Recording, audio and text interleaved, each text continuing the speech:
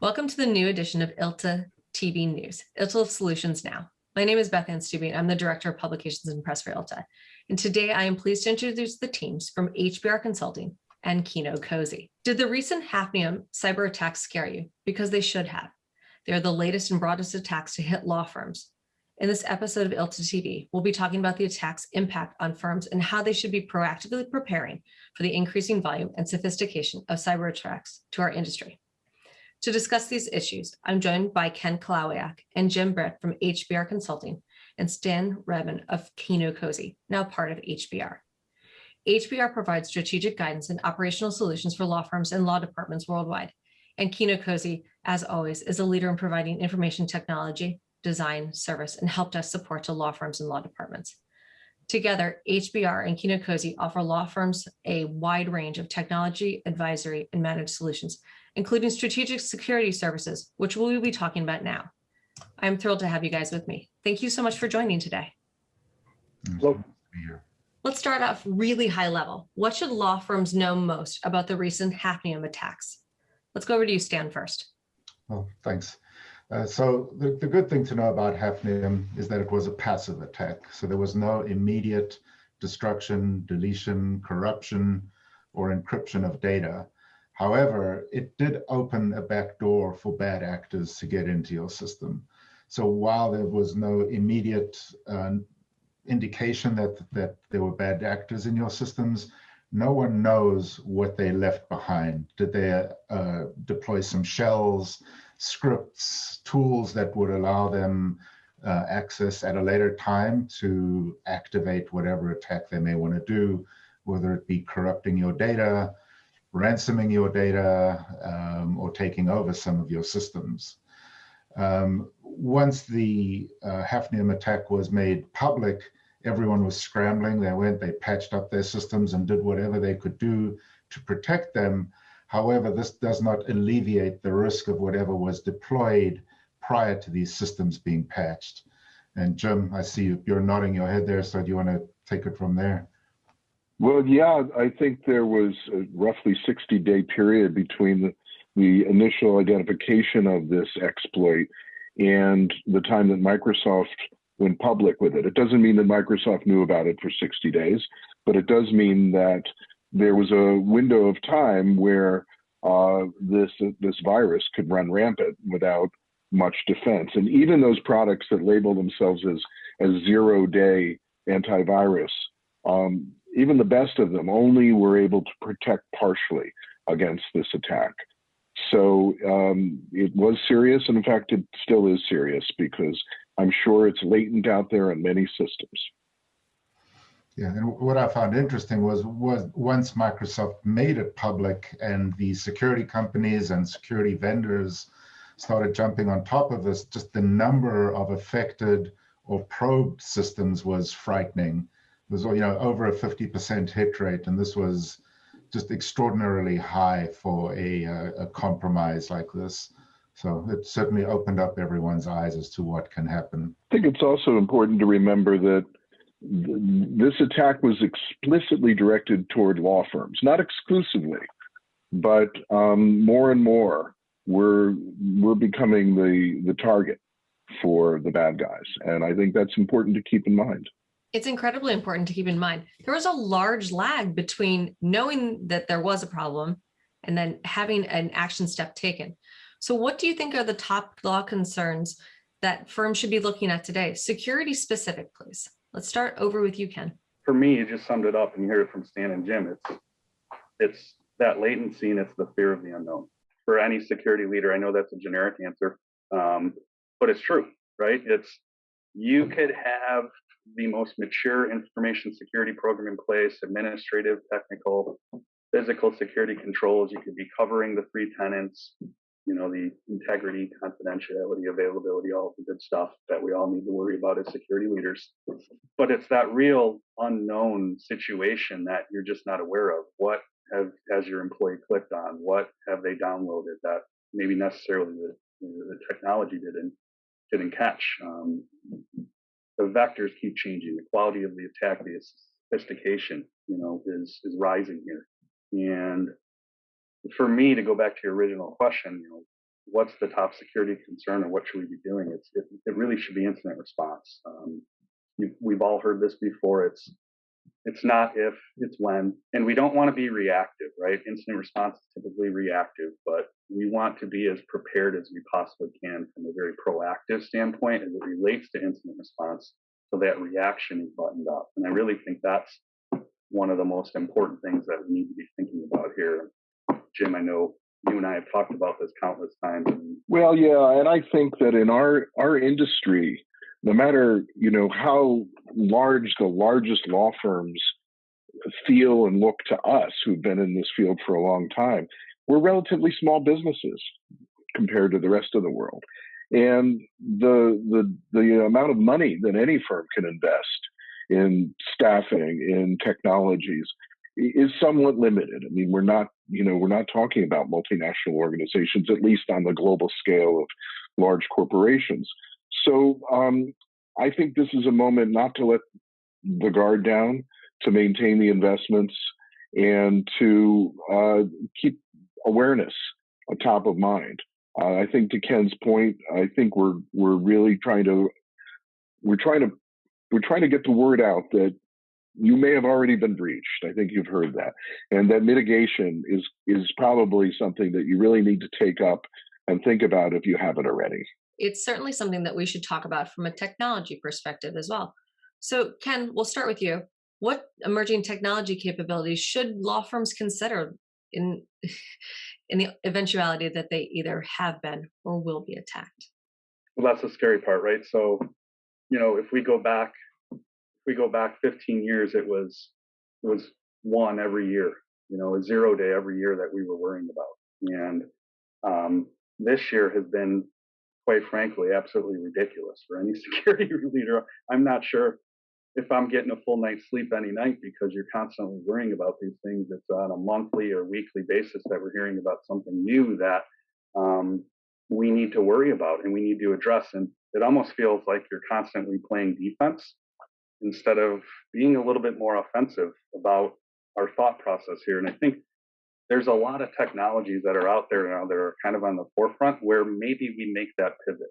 You're always going to be playing a little bit of defense, but from an offensive perspective, you can implement some technologies here that assist with that. We're talking about AI type stuff, SIM stuff, behavioral monitoring type tools. Stan and I have talked about this offline quite a bit. Some of the stuff that's out there. Stan, your thoughts? Yeah, well, as Jim said, Hafnium was out there for 60 days before Microsoft made it public. We, again, not sure when they knew about it or not, but that's specifically talking about Hafnium. I've been in security conferences over the last couple of weeks where they say there's another 20 Hafniums out there that we just don't know about yet. They may be in play right now. They may be attacking your systems right now. And for us as individuals to try keep up with that is impossible. We really need to have automated tools employing artificial intelligence and other technologies that will enable us to protect ourselves against a lot of these things before they're made public. Because once they're made public, it may be too late, if it's not too late already. And then the one thing too that always comes to mind, and Jim talked about this earlier, is your ability to put your employees in the best position to make the best decisions. And how do we do that? We educate them through ridiculous amounts of knowledge transfer, constant phishing tests, all of that kind of stuff, inundate them with that type of information. I know it seems repetitive and whatnot, but at the same time, all you're doing is arming them with the ability and the knowledge base to make really good decisions. Because one of the number one attack vectors, I think the statistics are out there, is your employees and their ability to make sound decisions on what they're clicking on, what they're reading in their email, being very meticulous about how they're going about that. I think that, along with a good technical type strategy combined, can help mitigate some of this stuff and that fear, that unknown a little bit.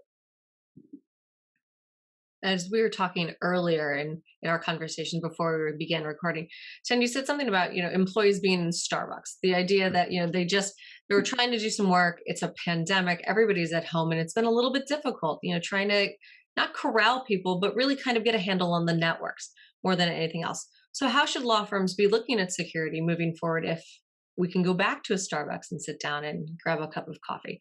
Jim, what do you think first? Well, I think in general, we're all getting really high grades for how well we've managed to keep our firms afloat during this pandemic and the working from home paradigm. However, it's undoubtedly introduced more risk, and we know that the level of phishing attacks and the level of activity has correspondingly increased. And some of this is just the result of having to do things quickly under bad circumstances. People are sharing passwords. People are doing things that they wouldn't normally do if they're in the office. Among other things, they're sharing their devices with their kids. And so there really is a point where this needs to be addressed and taken very seriously and locked down. But I think looking forward, my advice would be to, if you're not already, team up, work with one or two really good security providers, firms that are technical with security or have strong administrative and process controls. Bring your management into it. You shouldn't be alone with this. This is complicated, and it's really not going away. There are a number of things that you can do beyond some of the technical things that Ken and Stan mentioned earlier to limit the impact if you do in fact find that you've been breached and compromised. But beyond anything, I guess I would say, looking at security moving forward, if I were in the position of running security for a firm, I would put a whole lot of energy behind it right now and start bringing the troops together and put a strategy in place. Yeah. Ken and Stan, I don't know, want to add? Yeah, well, certainly, cybersecurity, I think it's almost like an insurance policy, right? Nobody really wants to invest in it, but man, do you need it when you get hit? And it's not something that you can be reactive about. Being reactive may cost you your business. So we have to invest in the right tools, be as proactive as we can. And as Jim just said, we need to be able to protect our employees, whether they're on the network, sitting at home, or sitting at Starbucks. So we need to have a security system that can be centrally managed, or security tools, my apologies, that can be centrally managed and really control the user's environment without inhibiting their ability to work. Yeah, and I definitely agree with Stan and Jim as far as that preparedness for the additional stuff that I would think about. From a technical side, we have to think about network segmentation, reducing the sprawl, that kind of thing. Jim, we were talking offline. I think the boom, lessening the boom. The blast area. We want to restrict the blast area. Perfect. See, I like that. I was trying to check that. Network segmentation will help with that. And then I'll go back to the original thought, that I had at the beginning, was just, you've got to start thinking about incident response. That comes in the form of tabletops, getting executive leadership, management in a good spot from the standpoint of understanding what happens if this happens. So you don't have that scramble of worrying about, oh, now I've got to make sure leadership understands what's going on, and I've got to take the time to do that instead of focusing on the actual incident and the remediation. You want to do that in advance. You want to be proactive there. You want to be ready. And then the last point that I would think would be, you need somebody independent. You need somebody that gives you the ability to give you a separate set of eyes on your program. Have them do that review. Have them take a look at that from a standpoint of assisting you with everything that maybe you're not seeing, that you're not aware of. Having somebody provide that for you and listening and being strong enough to get that feedback, I think, will help mature your program as well. Yeah, I have one. Go ahead, Stan. Sorry. Just a quote I heard that's always stuck with me, and it really illustrates the need for incident response.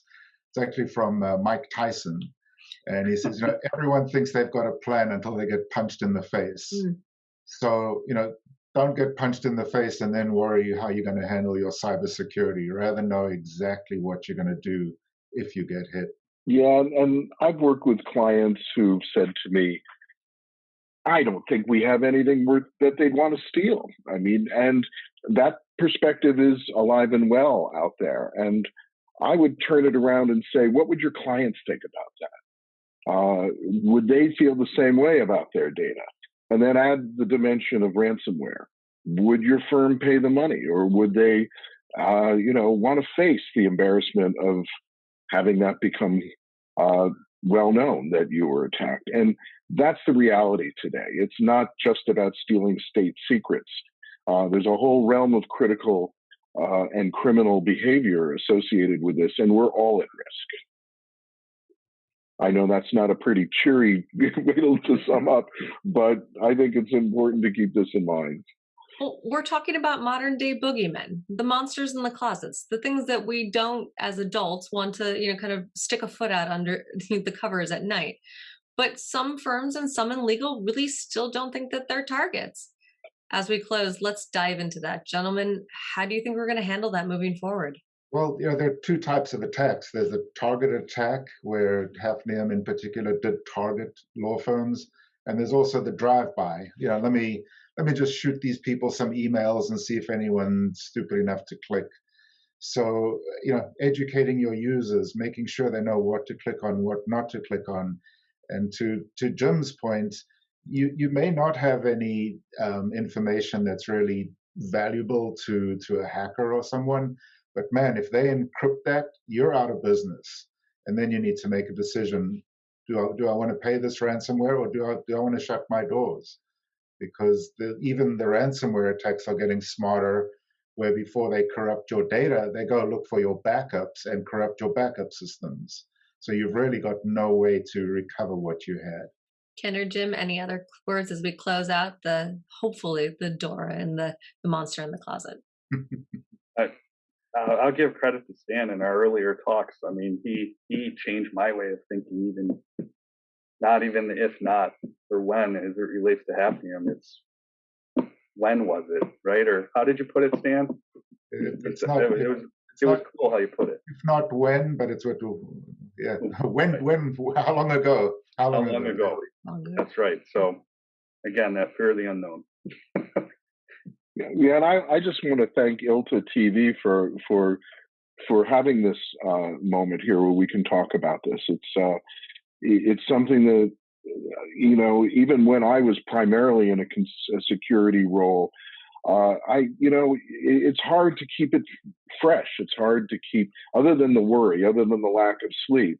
I think it's important to come together, and ILTA provides a great platform for that, to share information, to share concerns, to encourage one another to do the work we have to do to keep our firms safe. It is all about keeping us safe. Gentlemen, HBR Consulting and Keno Kozie, thank you for joining us on ILTA TV today. We'll talk to you guys soon. Very much.